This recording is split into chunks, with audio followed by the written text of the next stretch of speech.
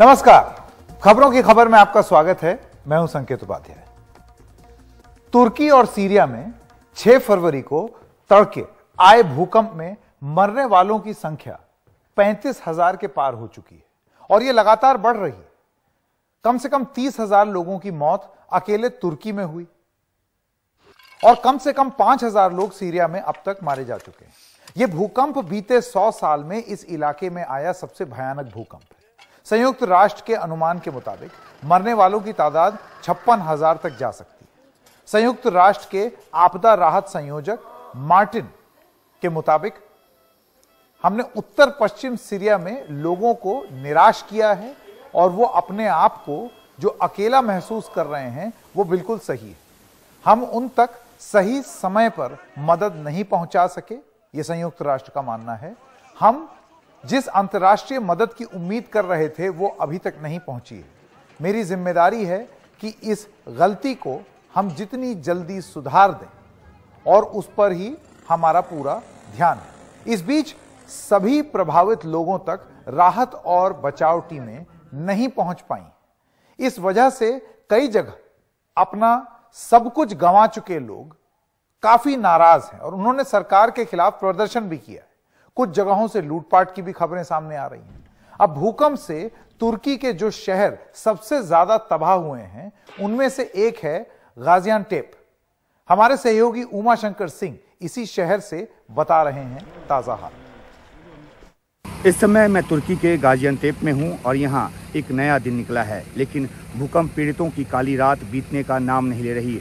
आप जो मेरे पीछे गाड़ी देख रहे हैं, इस गाड़ी को देखकर आप अंदाज़ा लगा सकते हैं कि इस गाड़ी के मालिक या जिस परिवार की ये गाड़ी है उसका घर कैसा होगा, उसकी इमारत कैसी होगी। लेकिन अब ये परिवार जो है इस तरह से टेंट में रहने को मजबूर है और यहाँ ये जो टेंट है ये कोई सरकारी टेंट नहीं है बल्कि संस्थाओं की मदद से लगाई गई टेंट है और इसमें ही पूरा का पूरा परिवार जो है अब वो रह रहा है।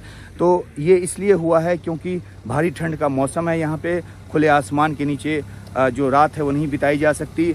सब लोगों को सरकारी कैंप में, सरकार की तरफ से जो कैंप लगाया गया है उसमें जगह नहीं मिल रही है, तो इसलिए जो लोग हैं अपनी व्यवस्था कर रहे हैं। और ये देखिए, ये जो कार है सफ़ेद कार, इसमें एक परिवार सो रहा है, बच्चे सो रहे हैं। आप देख सकते हैं कि किस तरीके से ये जो परिवार है वो कार में सो रहा है और जब इनको हीटिंग की ज़रूरत होती है तो कार चलाकर, जैसे कि कार अभी स्टार्ट किया है और कार के हीटिंग सिस्टम के ज़रिए अपने आप को गर्म रखने की कोशिश ये करते हैं। बच्चे हैं पीछे सो रहे ताकि जो हीटिंग सिस्टम इसलिए चलाते हैं क्योंकि ठंड से उनका बचाव हो सके।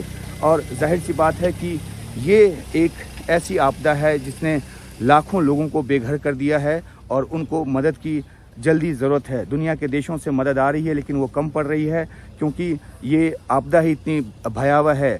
खुद एर्दोआन जो कि राष्ट्रपति हैं, उन्होंने कहा है कि ये सदी की सबसे बड़ी आपदा है और इससे निपटने के लिए कोई अकेला देश खुद सक्षम नहीं हो सकता। तो एर्दोआन की काफ़ी आलोचना भी हो रही है। उन पर दबाव इस बात को लेकर है कि वो जल्द से जल्द जो राहत का काम है तेज करें, लोगों तक मदद पहुंचाएं। इस साल जून में चुनाव होना है और 2 दशक से यहाँ पर एर्दोआन की सत्ता है। अभी फ़िलहाल उनकी लोकप्रियता जो है उसमें कमी आई बताई जा रही है, लोगों में नाराज़गी बढ़ी है। लेकिन राजनीतिक तौर पर इस मुल्क का जो होगा वो होगा। अभी फौरी तौर पे ज़रूरत इस बात की है कि कैसे ये जो लोग हैं जो गाड़ियों में सो रहे हैं, जो इस तरह के टेंट में सो रहे हैं जहाँ पे हीटिंग सिस्टम नहीं है और इस तरह के मौसम में जो हीटिंग सिस्टम का होना लाजमी है, यहाँ की बेसिक नेसेसिटी है। आप देख सकते हैं पीछे अभी भी बर्फ़ आपको नज़र आ रहा होगा। तो इस जो सब ज़ीरो टेम्परेचर में लोगों के पास बेसिक जो एम्यूनिटीज़ हैं वो हो और जो भूकंप से किसी तरह बच गए हैं उनके जीवन को ठंड से खतरा ना हो, इन सब बातों पे सरकार को सोचना होगा और इस दिशा में वो क्या कर रही है सबकी निगाह इस बात पर होगी। लेकिन फ़िलहाल यहाँ स्थिति ज़मीन पर काफ़ी हृदय विदारक बनी हुई है और इसलिए जो आलोचना है वो एर्दोआन की हो रही है। ये भी कहा गया कि उन्होंने सेना को समय से ज़मीन पे नहीं उतारा रिलीफ और रेस्क्यू ऑपरेशन में, तो काफ़ी आलोचना उनकी हो रही है। लेकिन सरकार की आलोचना एक तरफ, दूसरी तरफ लोगों का दर्द, और ये दर्द जो है वो इतना ज़्यादा, इतना बड़ा है कि कैसे ये इससे उबरेंगे किसी को कुछ समझ में नहीं आ रहा। गाजियानटेप से उमा शंकर सिंह, एनडीटीवी इंडिया। अब इसी बीच तुर्की सरकार ने भूकंप से तबाह हुई हजारों इमारतों के निर्माण से जुड़े बिल्डरों, ठेकेदारों, आर्किटेक्ट और इंजीनियर्स के खिलाफ 130 से ज्यादा गिरफ्तारी वारंट जारी किए हैं। कई लोगों को हिरासत में लिया जा चुका है। इन सभी पर इमारत निर्माण में सुरक्षा के मानकों का उल्लंघन करने जैसे आरोप हैं। क्योंकि जाहिर सी बात है, अर्थक्वेक आता है, अर्थक्वेक से थोड़ी मरते हैं आप मरते हैं एक खराब इमारत से जो कि वो अर्थक्वेक झेल नहीं पाए। और ये कहना कि ये तो भाई प्राकृतिक है, किसको पता था? सबको पता है ये सीस्मिक जोन 5 में आता है, यानी कि निर्माण कच्चा नहीं होना चाहिए था। और ये वो बिल्डिंग्स हैं जो नई बनी हैं, पुरानी नहीं है। नई बिल्डिंग कैसे गिर रही हैं भाई? तमाम लोग इस पर रिसर्च कर रहे हैं और जानकारी लाने की कोशिश कर रहे हैं और यहां गिरफ्तारी वारंट भी इशू हो रहे हैं। तुर्की के उपराष्ट्रपति ने यह कहा है कि 12 लोगों को गिरफ्तार भी किया जा चुका है। तुर्की के कानून मंत्री कह गए हैं कि जिसने भी लापरवाही बरती और जिसकी भी गलती निकलेगी उसे कानून का सामना करना होगा। तुर्की के भूकंप प्रभावित इलाकों में निर्माण को लेकर बीते 2 दशक में कई मानक बनाए गए, लेकिन जानकारों का यह कहना है कि उन पर गंभीरता से अमल कम ही किया गया। कुछ सुनने में हमारी जैसी बात लग रही है। तुर्की की ये जो तस्वीरें हैं, जो दुनिया के उन सभी इलाकों के लिए एक चेतावनी बन गई हैं, ये जो तस्वीरें जो तुर्की से आई हैं, जो भूकंप के लिहाज से संवेदनशील इलाकों में। अब ये जो सभी इलाके हैं, इनको पहले ही सावधान रहना चाहिए ताकि कभी कोई बड़ा भूकंप आए तो तुर्की, सीरिया जैसे जन धन की हानि ना हो। और हम जानते हैं कि भारत भी उन देशों में से एक है। भारत भी ऐसा ही एक इलाका है। यहां भी जिस तेजी से कई इलाकों में आबादी बढ़ी है और ऊंची बहुमंजिला इमारतें बनी हैं, वो चिंता में हर किसी को डाल देती हैं। और अगर आप अभी चिंतित नहीं हैं तो हो जाइए। मकसद आपको डराना नहीं है, चेताना है। उस पर विस्तार से बात करने से पहले आइए जान लेते हैं कि भारत के कौन से इलाके हैं जो भूकंप के लिहाज से अति संवेदनशील है। अब भूकंप के लिहाज से भारत को 4 जोन में बांटा गया है। यह वो मैप है आपके स्क्रीन पर। आइए इस मैप को देखिए। तो एक होता है जोन 5। जोन 5 मतलब लाल जोन, फुल फ्रेम जाते हैं। तो आप देख रहे हैं थोड़ा सा हिस्सा कश्मीर में, कुछ हिस्सा हिमाचल प्रदेश में, पूरा हिस्सा उत्तराखंड का, थोड़ा सा हिस्सा उत्तर प्रदेश और बिहार का, ये सब, और पूरा पूर्वोत्तर, नॉर्थ ईस्ट, ये सब क्या है? जोन 5, यानी कि सबसे ज्यादा तीव्रता का भूकंप यहां आ सकता है। और भुज जहां पर आया भी था 2001 में, अगर आपको याद। उसके बाद आता है आपका येलो जोन, यानी कि जोन 4। इसमें कोलकाता, अधिकांश हिस्सा उत्तर प्रदेश का, पूरा दिल्ली, पूरा एनसीआर, पूरा जम्मू कश्मीर और बाकी बचा हुआ हिमाचल और थोड़ा बहुत पंजाब, ये पूरा इलाका जो है ये जोन 4 में आता है। अगर आप थोड़ा नीचे आए तो देखें गुजरात में भी कुछ हिस्सा है और महाराष्ट्र के एकदम नीचे का जो इलाका है वो भी जोन 4 में आता है। बाकी जगह ये बताया जाता है कि वो थोड़ा भूकंप का प्रभाव वहां पर कम होगा, जोन 3 और जोन 2। लेकिन 5, 4 और 3 ये एक बड़ा महत्वपूर्ण जोन है। अब आपको यह बता दें कि इसी महीने 2 फरवरी को विज्ञान प्रौद्योगिकी और पृथ्वी विज्ञान मंत्री जितेंद्र सिंह ने राज्यसभा में एक सवाल के जवाब में यह एक जानकारी दी। और क्या जानकारी दी वो जरा स्क्रीन पर डालें। उन्होंने कहा कि भारत का 59% इलाका भूकंप के लिहाज से संवेदनशील है। 59%, भारत का 59% भूकंप के लिहाज से संवेदनशील है। संवेदनशीलता के हिसाब से भारत 4 जोन में बांटा गया है। जैसे कि हमने आपको बताया, भूकंप का जोन 5 जो है वो ज्यादा संवेदनशील होता है। भारत का 11% इलाका जो है वो जोन 5 में आता है। अब आप सोचिए, 11% भारत जोन 5 में है, यानी कि अति संवेदनशील। भारत का 18% इलाका जोन 4 में आता है, यानी कि संवेदनशील। और 30% इलाका जोन 3 में आता है, जो कि एक खतरे की बात है। वो बाकी इलाका जो है वो जोन 2 में है, वहां उतनी दिक्कत नहीं। अब एक नजर डाल लेते हैं कि जो इलाके भूकंप के लिहाज से संवेदनशील हैं, वो जनसंख्या वहां पर कैसा घनत्व है, मतलब कितनी जनसंख्या वहां पर है। तो आइए जरा मैप आपको दिखाएं। तो उसके लिए देखिए भारत का यह नक्शा। फुल फ्रेम जाते हैं जरा इस नक्शे पे। इस नक्शे में आपको जहां डॉट्स ज्यादा दिखाई दे रहे हैं, काले काले डॉट्स, आप ये समझिए कि ये घनत्व ज्यादा है, यानी कि यहां पर पॉपुलेशन डेंसिटी सबसे ज्यादा है। और ये पूरा इलाका अगर आप ऊपर का देखेंगे तो पंजाब, दिल्ली एनसीआर, पूरा उत्तर प्रदेश, आधा बिहार, ये पूरा इलाका है जहां सबसे ज्यादा आबादी है भारत की। उत्तर प्रदेश सबसे ज्यादा आबादी है भारत की, और ये सब जोन 4 और जोन 5 में आता है, यानी कि अति संवेदनशील और संवेदनशील भूकंप के लिहाज से जो इलाका है, वहां हिंदुस्तान की अधिकांश आबादी रहती है। आपको सबसे ज्यादा सतर्क इस इलाके में होना है। क्यों? क्योंकि यहां सारी नदियां बह रही हैं, यहां पर अलूवियल सॉइल है, नदी के किनारे की जमीन है, और उसी पर धनाधन निर्माण हो रहा है। इसी को आगे बढ़ाते हुए भारत का ये नक्शा देखिए, जहां आप जितने बड़े और गहरे हरे गोले देख रहे हैं, वहां उतनी ही बड़ी बसावट है, यानी कि बड़े शहर, कस्बे वगैरह है। इन सभी जगहों पर बीते 30 से 40 सालों में बेतहाशा निर्माण हुआ है, बहुत ज्यादा। ये सारी बातें हम इसलिए बता रहे हैं कि सरकारें भी इसे लेकर के सतर्क रहें, और लोग भी। जैसा कि मैंने पहले बोला, डराना मकसद नहीं है, चेताना है मकसद, ताकि तुर्की जैसा आपदा हमारे यहां अगर आए, जो कि आ सकती है, तो हम तैयार रहें। हमारे बड़े शहर कैसे दिखते हैं, आइए आपको बताते हैं। ये दिल्ली एनसीआर की इमारतें हैं जो अब आप अपने स्क्रीन पर देखेंगे। पिछले 20 साल में, 2 दशक में तो ये जिस तेजी से बढ़ी है, उसे देखकर बहुत सवाल उठते हैं कि क्या इन सभी को बनाने के दौरान भूकंप से जुड़े मानकों का पालन किया गया। बताया यह जाता है कि हां, ये भूकंप झेलने के लिए सक्षम है ये बिल्डिंग। आए दिन शिकायतें आती रहती हैं कि नई बनी इमारतों में अलग अलग तरह के मानकों का पालन नहीं हुआ है।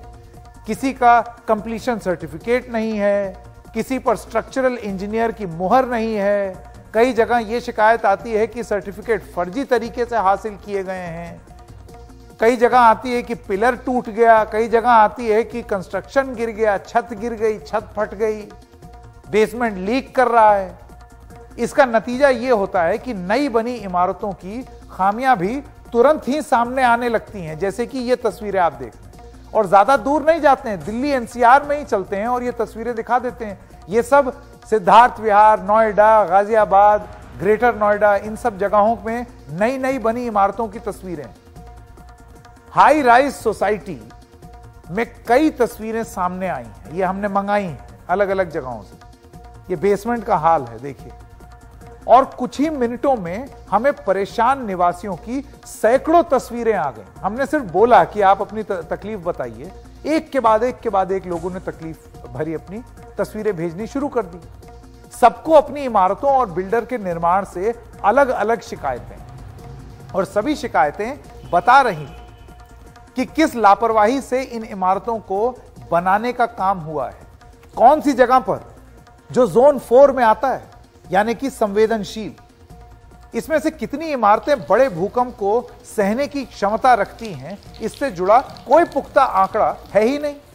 सर्टिफिकेट में सब लोग क्लियर हैं, लेकिन क्या वास्तविकता यह होगी जिस दिन वो भूकंप आएगा? सर्टिफिकेट थोड़ी देखेंगे हम लोग जब बिल्डिंग गिर जाएगी। इस बीच यह बात भी सामने आती है कि जो इमारतें बन गई हैं या जो काफी पुरानी हो चुकी हैं, क्या उन्हें भूकंप के लिहाज से मजबूत बनाया जा सकता है? क्योंकि परेशान होना सबसे आसान काम है कि हे भगवान हम फंस गए। लेकिन क्या हम इसको सुधार सकते हैं, या फिर कमजोर इमारतों को पहले ही गिराया जा सकता था? दिसंबर 2019 में लोकसभा में इससे जुड़े एक सवाल का सरकार ने जवाब दिया। सवाल था कि क्या सरकार भूकंप के लिहाज से संवेदनशील इलाकों में कमजोर इमारतों को गिराने को बढ़ावा देने के लिए कोई इंसेंटिव या टैक्स रिबेट देने की योजना पर विचार कर रही है? सरकार का जवाब था कि शहरी विकास राज्य का विषय है, भूकंप के लिहाज से संवेदनशील इलाकों में कमजोर इमारतों को गिराने को बढ़ावा देने के लिए अभी ऐसी कोई योजना पर विचार नहीं हो रहा। सोचिए, यह सब सीस्मिक जोन 5 और जोन 4 की बात हो रही है, यानी कि अति संवेदनशील और संवेदनशील। तो भूकंप एक बड़ा सवाल है, और उसका जवाब देने के लिए हम कितने तैयार हैं, हमें भी पता नहीं। इस पर बात करने के लिए हमारे साथ आज हैं देश के भूकंप विज्ञान से जुड़ी एक प्रतिष्ठित हस्ती डॉक्टर हर्ष के गुप्ता, जो देश के विज्ञान से जुड़े सबसे बड़े सम्मान शांति स्वरूप भटनागर पुरस्कार से सम्मानित भी हैं। भूकंप विज्ञान पर आपकी रिसर्च दुनिया भर में जानी भी जाती है। तो डॉक्टर गुप्ता, मैं आपका स्वागत करना चाहता हूं। सबसे पहला सवाल मेरा यह है कि तुर्की में 6 फरवरी को जो भूकंप आया वो भारत के लिए क्या सबक लेकर आया है डॉक्टर गुप्ता? देखिए, इससे हमको सीखना यही है कि जो हाल अभी टर्की और सीरिया में हुआ है, अगर हिमालय में कहीं एक इसी साइज का भूकंप आता है तो हिंदुस्तान में भी वही हाल होने वाला है, और हो सकता है उससे भी बदतर हो। उसका कारण ये है कि आपको याद होगा कि मुजफ्फराबाद में एक भूकंप आया था 2005 में, जिसका मैग्नीट्यूड सिर्फ 7.6 था और उसमें करीब 80,000 लोग मारे गए थे। और हिंदुस्तान में भी जब पहले भूकंप आए हैं तो हमारी आबादी बहुत बढ़ गई है। तो 1950 में हमारा आखिरी 8 मैग्नीट्यूड का भूकंप आया था। उसके बाद से कोई इतना बड़ा भूकंप नहीं आया है। 1950 का जो एक आफ्टर शॉक था 1952 में, वो भी 8 मैग्नीट्यूड का था, पर 1952 के बाद से ऐसा भूकंप नहीं आया है। जो हमारे पास भूकंप आए हैं वो, जैसे मैं मुजफ्फराबाद का बताया, 2015 में काठमांडू में आ गया था गोरखा अर्थक्वेक जिसको हम कहते हैं। लेकिन गोरखा अर्थक्वेक में जान और माल की इतनी क्षति नहीं हुई। उसके 2 मुख्य कारण हैं। एक तो ये कि नेपाल में 16 जनवरी को एक वो भूकंप दिवस मनाते हैं। उस भूकंप दिवस में वो सारा लोगों को रिपीट करते हैं कि हमको क्या करना चाहिए, क्या नहीं करना चाहिए। तो आपके दिमाग में ये बात अगर बार बार रिपीट करी जाए तो उससे बहुत लाभ होता है। एक्चुअली मैंने अभी एक एडिटोरियल लिखा है जिसका शीर्षक ये है कि अगर भारत में एक 8 मैग्नीट्यूड का भूकंप आए तो अच्छा, तो ये एक हमको सीखने जैसी बात है कि जो चीज नेपाल वाले कर चुके हैं, और इसका थोड़ा सा आरंभ हुआ है नॉर्थ ईस्ट के अंदर। एक इंस्टीट्यूट है, north east institute of science and technology Jorhat में, वो उन्होंने इसका संज्ञान लिया है, कुछ काम शुरू करा है। लेकिन हमको चाहिए कि हमारी जितनी एंटायर ये बेल्ट है ना हिमालयन अर्थक्वेक्स की, अब जैसे हमारा 4 अप्रैल 1905 में भूकंप आया था और उससे कांगड़ा भूकंप के नाम से वो जाना जाता है। तो वो जब मैं एनडीए में था तो हम लोगों ने क्या करा कि ये अनुमान लाया कि अगर वो भूकंप आ जाए तो क्या हो जाएगा। तो उसमें हमने उसकी आइसोसेismos ली। आइसोसेismos के ऊपर हमने टाइपोलॉजी ऑफ हाउसेज रखा, तो उसे पता चला कितने हाउस क्षतिग्रस्त होंगे। उसके ऊपर आप पॉपुलेशन डेंसिटी रखिए तो आपको एक अनुमान लगता है कि कितने लोगों का डेथ हो सकती है, और वो नंबर जो है लाखों में जाता है। अरे बाप रे। अच्छा, भूकंप की भविष्यवाणी करना मुश्किल है, और भविष्यवाणी हम कर भी दें कि कल को एक 7 मैग्नीट्यूड का भूकंप दिल्ली के आसपास आएगा 12 बजे, तो क्या सब लोग दिल्ली छोड़ के जा सकते हैं? तो हमको we must learn to live with earthquake. हमको भूकंपों के साथ रहना सीखना है, और ये बहुत मुश्किल नहीं है।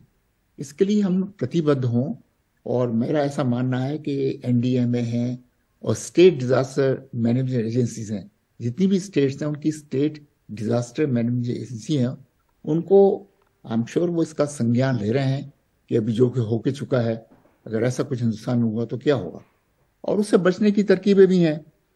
सबसे बड़ी चीज ये है कि हमारी जितनी भी लाइफ लाइन बिल्डिंग्स हैं जिसपे हमारा जीवन निर्भर करता है, उनको हम बचा कर रखें। 26 जनवरी 2001 में जो भूकंप आया था भुज में, तो उसके बाद जो हमारे हॉस्पिटल्स वगैरह थे वही धाराशायी हो गए। और हम इसका अनुमान लगा सकते हैं कि हमारी जो हॉस्पिटल्स हैं, फायर स्टेशंस हैं, पुलिस स्टेशंस हैं, जो हमारी मुख्य चीजें हैं जिनकी आवश्यकता पड़ती है, वो इस काबिल हैं कि नहीं कि जो भूकंप में एक्सेलरेशन हम एक्सपेक्ट करते हैं उसको टॉलरेट कर पाएंगी कि नहीं। ये बहुत इजीली पता लगाया जा सकता है, और ये काम किया जा चुका है, और हमको इसको रिपीट करते रहना चाहिए। तो ये काम किया गया था 1905 कांगड़ा भूकंप के लिए, और 1897 शिलोंग का भूकंप जो आया था उसके लिए जो 8 स्टेट्स हैं नॉर्थ ईस्ट में, उन सब में सब लोगों ने बड़े अच्छे से सब काम किया था। हमको चाहिए यही है कि ये बात हमको बार बार याद दिलाने की जरूरत पड़ती है, क्योंकि हम लोग भूल जाते हैं। नहीं, ये प्रोफेसर गुप्ता आपने बात सही की कि याद हर समय रहना चाहिए कि आप भूकंप प्रभावित क्षेत्र में रह रहे हैं। लेकिन भारत की एक बड़ी आबादी हिमालय के करीब उत्तर भारत में गंगा यमुना के मैदान में बसती है। दिल्ली एनसीआर जैसा बड़ा इलाका और अन्य कई घनी आबादी वाले शहर यहां आते हैं। अभी मैप में हमने देखा भी। इन इलाकों में भूकंप को लेकर के क्या आशंका है और वो कितना भयानक साबित हो सकता है? अगर ये भूकंप रात में आता है ना, मिडिल ऑफ द नाइट में 8 मैग्नीट्यूड का, तो आप ये समझ के चलिए कि 1 लाख से ज्यादा लोग जा सकते हैं। और इसके अलावा जो बिल्डिंग्स को डैमेज वगैरह होगा वो तो इसको समझ के चलना चाहिए, और हम इससे काफी कुछ बच सकते हैं अगर हम कोशिश करें उस दिशा में। और मेरा मानना है कि जो आपके स्टेट डिजास्टर रिस्पांस एजेंसीज हैं वो प्रतिबद्ध हैं इसके लिए, और शायद कुछ काम भी कर रही हैं, लेकिन उसको और गति से बढ़ाना होगा। और 2-3 चीजें तो जरूर करें। एक तो हम जो भूकंप दिवस मनाना शुरू कर दें, तो साल में एक बार आपको ख्याल आएगा कि भाई हमको ऐसा काम करना चाहिए, ऐसा काम नहीं करना चाहिए। एक छोटा सा प्रश्न आता है, हम कहते हैं जब भूकंप आए तो आप एक सेफ जगह चले जाएं। अरे जब आप भूकंप आएगा उस वक्त थोड़ी सोच सकते हैं कौन सी जगह सेफ है। सही बात। तो आप अपने दिमाग में सोच के रखें। एकदम सही बात। से सब लोग 8-10 घंटे या तो हम कॉलेज में, यूनिवर्सिटी में गुजारते हैं या ऑफिस में गुजारते हैं, तो अगर हम वहां पर हैं तो वो कौन सी जगह सेफ है। 8-10 घंटे हम लोग घर पे रहते हैं, हमारे घर में कौन सी जगह सेफ है। अगर हम 15वीं मंजिल पे रहे तो जमीन पे तो नहीं पहुंच सकते। अच्छा, इसके बाद ये ऐसा मान के फिर हम सोच के रखें कि अगर भूकंप आएगा तो हम कहाँ जाएंगे। एक और आपको मैं बताना चाहता हूं, एक अर्थक्वेक अर्ली वार्निंग सिस्टम का बहुत प्रयोग होना शुरू हो गया है, और बड़ी अच्छी खबर ये कि उत्तराखंड में भी ये लग गया है। इसमें क्या होता है कि भूकंप में 2 तरह की तरंगें होती हैं। एक तो बॉडी वेव्स होती हैं, उनसे बहुत नुकसान नहीं पहुंचता, और बॉडी वेव्स हैं बहुत तीव्र गति से जाती हैं, तो उनका इस्तेमाल करके भूकंप की लोकेशन और मैग्नीट्यूड निकाला जा सकता है। और जो डिस्ट्रक्टिव वेव्स है ना, जो जिनसे नुकसान ज्यादा पहुंचता है, उनकी गति होती है करीब 3 से 3.5 किलोमीटर प्रति सेकेंड। और जबकि जो पी वेव्स होती हैं जो इनसे क्षति नहीं होती, वो करीब 7-8 किलोमीटर चलती हैं। तो आप पता लगा सकते हैं कहाँ भूकंप आया, और अगर आपका जगह 100 किलोमीटर दूर है तो जो डिस्ट्रक्टिव वेव्स हैं वो करीब 25-30 सेकंड बाद पहुंचेंगे आपके पास। उस बीच में आप जो है लोगों को सचेत कर सकते हैं, सारी आप इलेक्ट्रिसिटी ऑफ कर सकते हैं, गैसेस बंद कर सकते हैं, व्हीकुलर ट्रैफिक रोक सकते हैं। ये काम दुनिया में कई जगह हो चुका है। कैलिफोर्निया में हो गया है, मैक्सिको में हो गया है, जापान में हो गया है, ताइवान में हो गया है, और मैंने जैसे बताया अभी आपको कि उत्तराखंड में भी इसका शुभारंभ हो चुका है। लेकिन इसी तरह की पद्धति हमको पूरे हिमालयन बेल्ट के लिए अपनानी चाहिए। जी प्रोफेसर गुप्ता, एक सवाल मैं आपसे ये पूछना चाहता हूं। अभी जो हम जोन 4 और 5 की बात कर रहे थे, जो सबसे ज्यादा संवेदनशील है, ऐसे में आप सरकार को और आम लोगों को क्या राय देंगे ताकि अगर कभी कोई ऐसा भूकंप आए, जाहिर सी बात है कुछ और तो वो कर नहीं सकते, रहना है भूकंप के साथ, तो उसके लिए लोग पहले से ही जागरूक रहें, तैयारी कर सकें और जन धन की हानि भी ना हो। जैसे कि अगर मेरी बिल्डिंग कमजोर है, मैं क्या करूं? देखिए, इसके 2 फंडामेंटल अप्रोचेस हैं। एक तो ऐसा है कि एक चीज होती है सॉइल लिक्विफेक्शन।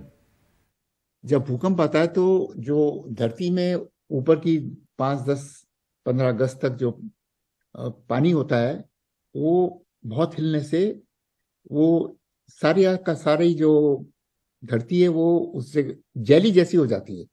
तो कोई बिल्डिंग अगर उसकी फाउंडेशन उसी एरिया में है, और ये हम पता कर सकते हैं कि डेप्थ ऑफ लिक्विफेक्शन एक स्थान पर कितनी है, उसकी टेक्निक्स है, तो हम ये सबका संज्ञान लेना जरूरी है कि जिस बिल्डिंग में हम रह रहे हैं उसकी नींव उससे ज्यादा गहरी है कि नहीं है। अगर नहीं है तो भूकंप आने की स्थिति में उस बिल्डिंग को बहुत क्षति होगी। तो एक ये चीज है। फिर दूसरी चीज क्या है कि आप बड़ा रिवाज हो गया है कि हम नीचे जो है ना ग्राउंड फ्लोर पर वो सारी पार्किंग कर देते हैं, और उससे लेटरल एक्सीलरेशन आने से वो चीजें बड़ी बुरी तरह हो जाती हैं, कोई सपोर्ट ही नहीं होता उनका। फिर हम क्या करते हैं कि अपने ऊपरी मंजिलों में हमने स्विमिंग पूल बना लिया, कुछ बना लिए, तो इन्वर्टेड पेंडुलम जैसा हो जाता है। तो ये सारी चीजें हैं जो कि हमको ख्याल में रखनी चाहिए। लेकिन जैसे आपका सवाल जो बहुत उचित है कि वो सब तो हो चुका, अब हम जिस बिल्डिंग में रह रहे हैं उसका क्या करें। तो पहले यही पता करें कि वो जब उसका निर्माण किया गया था तो अर्थक्वेक कंस्ट्रक्शन को ख्याल में रखा गया कि नहीं रखा गया, और नहीं रखा गया है तो अब हम क्या कर सकते हैं, वो रेट्रोफिटिंग की तरकीबें आती हैं जिससे एक कंस्ट्रक्टेड बिल्डिंग भी दोबारा रेट्रोफिट होकर भूकंप को झेल सकती है। ये काम हमारा करना आवश्यक है। प्रोफेसर गुप्ता, बहुत बहुत धन्यवाद इन सब जानकारी के लिए। ये सब जानना लोगों के लिए बहुत जरूरी है, क्योंकि जो तुर्की में हुआ है, आप जान लीजिए कि उसी तरीके की स्थिति भारत में भी आ सकती है, क्योंकि हम वैसे ही सीज्मिक जोन में हैं। 59% भारत की आबादी ऐसे जोन में है। हमारे साथ सूचनाधिकार कार्यकर्ता आलोक कुमार, जो बहुमंजिला इमारतों में मानकों के पालन को लेकर लगातार संघर्ष करते रहते हैं, वो भी हैं। आपका बहुत बहुत स्वागत आलोक जी। सबसे पहला सवाल मैं आपसे पूछना चाहता हूं, देखिए दिल्ली और एनसीआर में, खासतौर से एनसीआर में बहुत सारे लोगों ने घर लिए हैं, रहना शुरू कर दिया, और पैसे तो लगा दिए, रहना भी शुरू कर दिया। बाद में एहसास हुआ कि बेसमेंट में पानी लीक हो रहा है, पिलर जो है उसमें बीम दिख रही है, बिल्डिंग जो है वो कमजोर हुई चली जा रही है। लेकिन आदमी करे क्या, इतना पैसा जो लगा दिया। संकेत जी, एक तो ये सब्जेक्ट बड़ा इम्पोर्टेंट है और आप लोग उठा रहे हैं, ये तो उसके लिए बहुत बहुत शुक्रिया। क्योंकि अक्सर घटना घटने के बाद सारे सब्जेक्टों पे चर्चा होती रहती है। मैं बेसिकली रियल एस्टेट सेक्टर में 10-12 साल से आरटीआई फाइल करके पता करता रहता हूँ, और यहाँ अपार्टमेंट ओनर एसोसिएशन से जुड़ा हुआ हूँ, एओएस।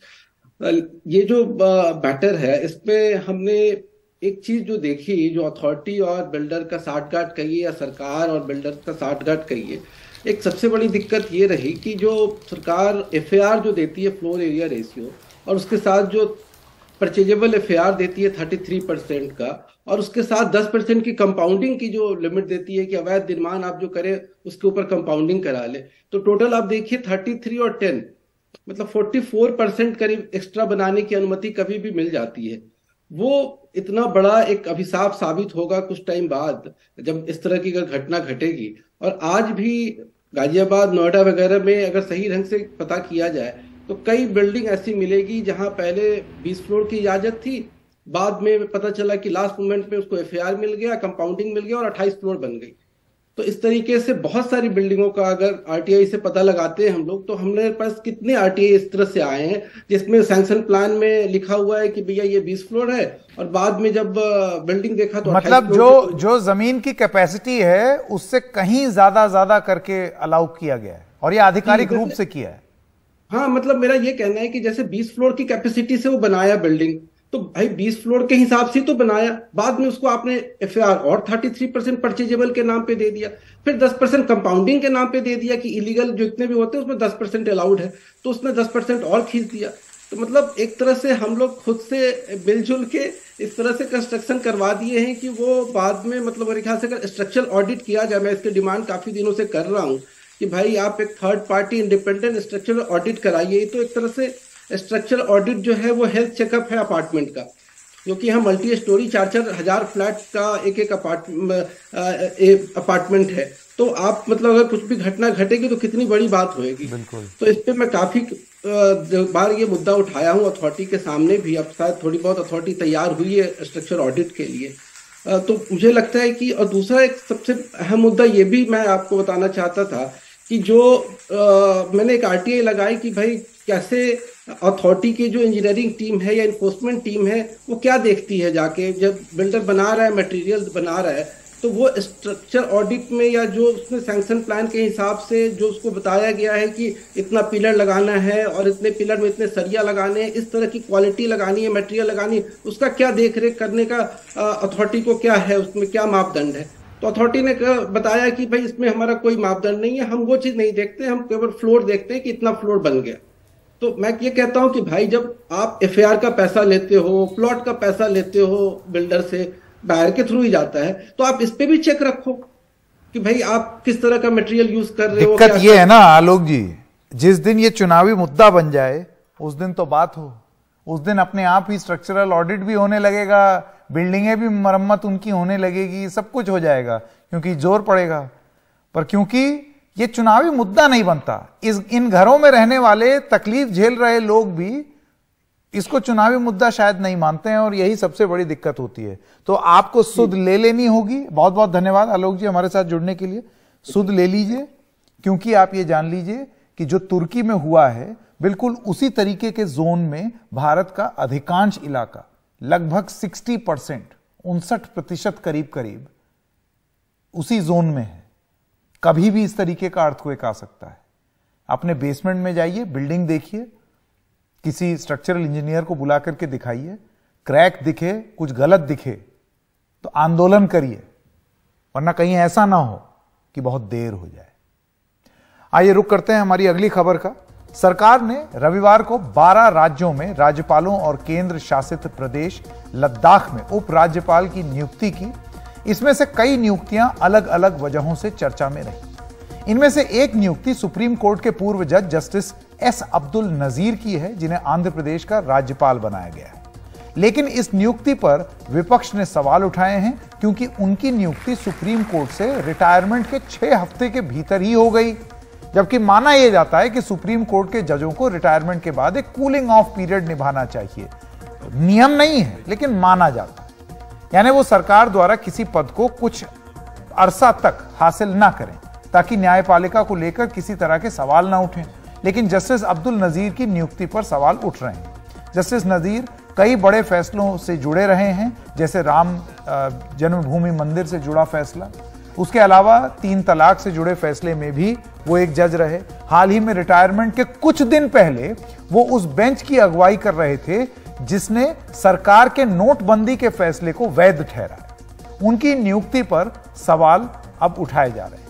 लेकिन इस नियुक्ति पर विपक्ष ने सवाल जो उठाए हैं और क्या बोला है, सुप्रीम कोर्ट से रिटायरमेंट के 6 हफ्ते के भीतर जो उनकी नियुक्ति हो गई, उसको लेकर के आइए सीधा रुख करते हैं और बात करते हैं डॉक्टर अभिषेक मनु सिंघवी से। कांग्रेस के नेता हैं। डॉक्टर सिंघवी, जस्टिस नजीर को राज्यपाल बनाए जाने पर आपकी क्या राय है? देखिए संकेत, ये किसी व्यक्ति विशेष के बारे में नहीं है। वैसे मैं व्यक्ति को बहुत अच्छे से जानता हूं, बहुत अच्छे सज्जन व्यक्ति हैं, बहुत अच्छे जज हैं, और मैं किसी व्यक्ति के बारे में बात नहीं कर रहा हूं। ये उनके बारे में नहीं है, ये सिद्धांत के बारे में है। क्या है सिद्धांत? ही पहली बात तो यह संकेत के जो स्वतंत्रता और निष्पक्षता न्यायपालिका की, जो हमारे पूरे सिस्टम की एक स्तंभ है, उसको हमने मूल ढांचे का एक अभिन्न अंग माना है। मूल ढांचे का अभिन्न अंग का मतलब क्या होता है कि आप और हम पूरा संविधान मिलके जुटकर भी उस संविधान संशोधन द्वारा उस मूल ढांचे को आप हटा नहीं सकते, बदल नहीं सकते। इतनी आवश्यक मांगा है हमने न्यायपालिका की निष्पक्षता स्वतंत्रता को। अब इसमें अगर आप, और खास तौर से पिछले हाल में 3-4 बार बारंबार दोबारा और दोबारा आपके समय काल के खत्म होते ही इस प्रकार के राजनीतिक नियुक्तियां हुई हैं, जो या तो सेमी राजनीतिक है या राजनीतिक है, और वो संबंध रखती हैं व्यापक सनसनीखेज राजनीतिक मुद्दों से। तो इससे निश्चित रूप से आपकी गरिमा पे आघात होगा, आपकी स्टैचर पे फर्क पड़ेगा। दूसरा जो एक और भिन्न पहलू है, ये कहना कि भाई आप जज नियुक्त हो सकते हैं ट्राइब्यूनल के सेवानिवृत्त होने के बाद, वो एक न्यायिक एडजुडिकेटरी फंक्शन एक अलग एक कैटेगरी अलग है। आप उसको राजनीतिक नियुक्तियां और सेमी राजनीतिक नियुक्तियों से मिक्स न करें। तीसरा पहलू है कि अगर आप ये समझते हैं कि आप कहें कि भाई राज्यपाल की नियुक्ति राजनीतिक नहीं है, तो मैं समझता हूं आप किसी और दुनिया में रह रहे हैं। आप कॉफी की सुगंध या दुर्गंध नहीं समझते हैं, क्योंकि सच्चाई ये है कि आजकल ये पूरी तरह से राजनीतिक है और आपको अपने नियुक्त करने वालों लोगों की अपना काम करना होता है। इसलिए हमने कहा था कि आप ही के लोगों ने सही कहा था कि सेवानिवृत्त होने के बाद जो फायदे मिलते हैं वो सेवानिवृत्त होने से पहले आपके निर्णयों को असर करते हैं, जो कि गलत है। और इसका अंततोगत्वा सिर्फ एक ही हल है जो मैं बात करूं आपसे, अगर पूछेंगे आप बाद में तो, लेकिन इसको सैद्धांतिक रूप से हमको रोक देना चाहिए। और एक और चीज आखिरी, कि ये बात में आप राजनीतिक, जिसको अंग्रेजी में कहते हैं राजनीतिक वाटर बाउटरी, पॉलिटिकल वाटर बाउटरी, अरे आपने किया था पहले, हम भी कर रहे हैं। देखिए जितना हाल में हुआ है राज्यसभा से लेकर राज्यपाल तक, पहले नहीं हुआ था। और अगर हुआ है गलत पहले, तो उसको बार बार करना गलत है। ये सैद्धांतिक रूप से आपको इस पर रोक लगानी चाहिए।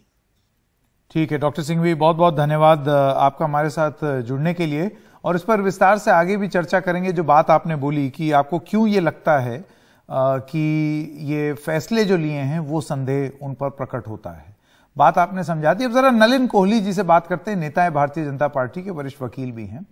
नलिन जी, विपक्ष का ये कहना है, और अभी डॉक्टर सिंघवी ये कह रहे थे कि जस्टिस नजीर की इस नियुक्ति के लिए उनके लिए गए फैसलों पर संदेह प्रकट होता है और जुडिशरी पर भी संदेह प्रकट होता है। इस पर आप क्या कहेंगे? बेबुनियाद है, गलत है और दुर्भाग्यपूर्ण है। और कांग्रेस पार्टी की एक ये सोच हो गई है जो मैं मानता हूं बहुत गलत है। पहली बात, आप देखिएगा चुनाव जब हारते हैं तो वो संवैधानिक प्रक्रिया पे भी प्रश्न उठाते हैं, संस्था पे भी, इलेक्शन कमीशन पे, ये नहीं ठीक किया, जेब में है बीजेपी की, ये किस प्रकार के आरोप है। और जब जीत जाते हैं तब क्यों नहीं कहते कुछ? उसका मतलब ये क्या है कि इलेक्शन कमीशन बीजेपी की जेब में है, बीजेपी को हराने के लिए? तो ये राजनीतिक बयानबाजी कुछ संस्थाओं से अलग रखना चाहिए। ऐसी जजमेंट्स को देखें, रोज कोर्ट के अंदर में जजमेंट सरकार के फेवर में आती हैं, सरकार के विरुद्ध आती हैं।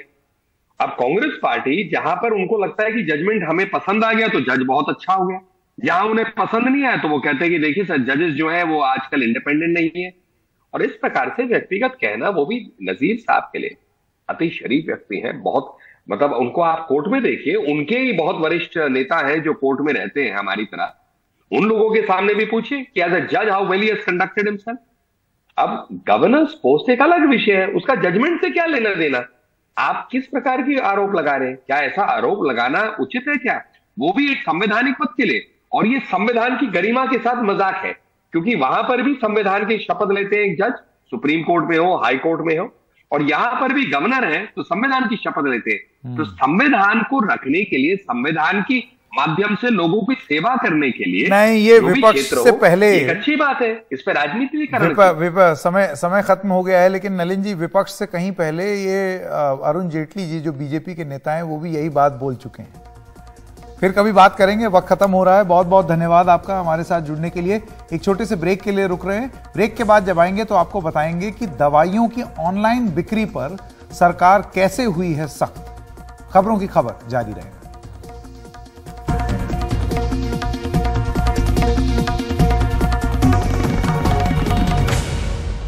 दवाइयों की ऑनलाइन बिक्री पर अब सरकार सख्त है। ई फार्मा कारोबार से जुड़ी 20 कंपनियों को drug controller general of India ने कारण बताओ नोटिस जारी किया है। हो सकता है कि अब घर बैठे आपके पास दवा की डिलीवरी न हो पाए। केंद्र सरकार का महकमा central drugs standards control organisation online दवा की बिक्री पर सख्त है।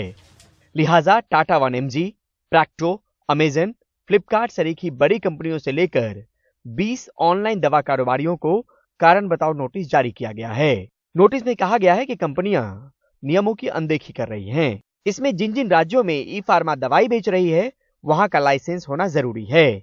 साथ ही जिन दवाओं के लिए डॉक्टर की पर्ची जरूरी है वो भी ऐसे ही बेची जा रही हैं।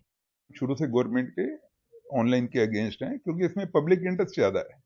उसमें तो एक तो लॉ में कोई प्रोविजन नहीं है, दूसरा आपका हेल्थ का डाटा, कंट्री का हेल्थ का डाटा, वो पूरा प्राइवेट सेक्टर के हाथ में जा रहा है और इंटरनेशनली उसका मिसयूज हो सकता है। लीगल लॉ में प्रोविजन नहीं है। बच्चे नशे की दवाइयां मंगा रहे हैं, शेड्यूल एक्ट के विदाउट प्रिस्क्रिप्शन दवाई नहीं बेच सकते। फार्मिस्ट के सामने प्रेजेंस में दवाई बेचनी चाहिए। तो ऐसे जो ड्रग एक्ट के नंबर ऑफ प्रोविजंस हैं, ये लोग उनको फॉलो नहीं कर रहे हैं। डीसीजीआई की जो आपत्ति है, एक आपत्ति इस बात को लेकर भी है कि देखिए यहाँ पे ये दवाइयां हैं, ये शेड्यूल एच की कैटेगरी में आती हैं और ये बिना प्रिस्क्रिप्शन के नहीं मिल सकती हैं। या फिर आप देखिए कि यहाँ पर भी आपको एक दवाई यहाँ मिलेगी, ये भी लिखा हुआ है साफ तौर पे कि बिना प्रिस्क्रिप्शन के नहीं बेची जा सकती।